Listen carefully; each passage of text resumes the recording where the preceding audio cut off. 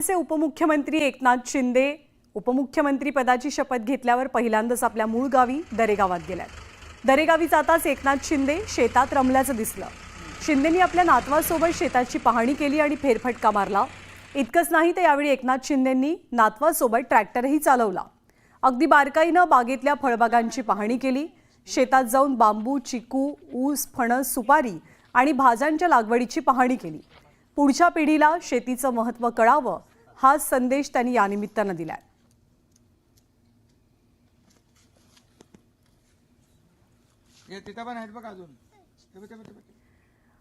आणि फडणवीस सरकारच्या मंत्र्यांनी खाती मिळताच कामालाही सुरुवात केली आहे। अनेक मंत्र्यांनी थेट भेटी घेत अधिकाऱ्यांची झाडाझडती घेतली।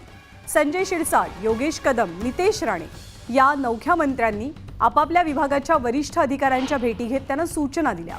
गृहराज्यमंत्री योगेश कदम यांनी सोमवारी रात्री नवी मुंबई पोलीस स्थानकाला अचानक भेट दिली। ड्रग्ज विरोधी कारवाया अधिक कडक करण्याचे आदेश त्यांनी दिले।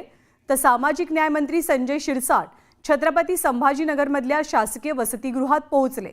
शिरसाटांच्या सरप्राईज व्हिजिटमुळे अधिकाऱ्यांची चांगलीच तारांबळ झाली। वसतिगृहातली अवस्था बघून शिरसाट प्रचंड संतापले। तर दुसरीकडे कॅबिनेट मंत्री नितेश राणेंनी आपल्या मंत्रालयातील मत्स्य आणि बंदर विभाग खात्याचा पदभार स्वीकारला। खाते प्रमुखांची बैठक घेत त्यांनी आढावा घेतला। आज आपण आपल्या कामाच्या पद्धतीचा ट्रेलर दाखवल्याचंही नितेश राणे म्हणाले।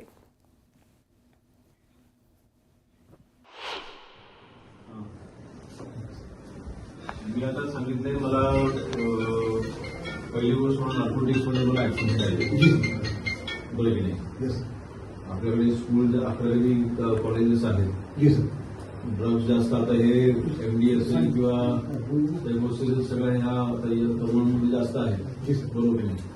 आता क्रिसमस आहे, 31 आहे, त्याच्यामध्ये ज्या काही पार्ट्या चालतात तिकडे स्ट्रिक्ट ऍक्शन घ्या। मी पूर्ण वेळ ह्याच्यामध्ये ऍक्टिव्ह असताना मी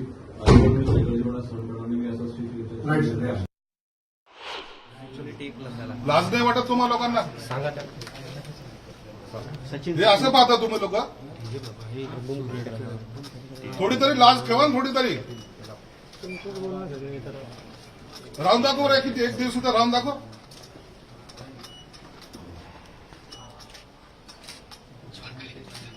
मस्ती करायला पाहिजे तुम्हाला, फक्त पैसे खायचेत का त्यात आणखी काही?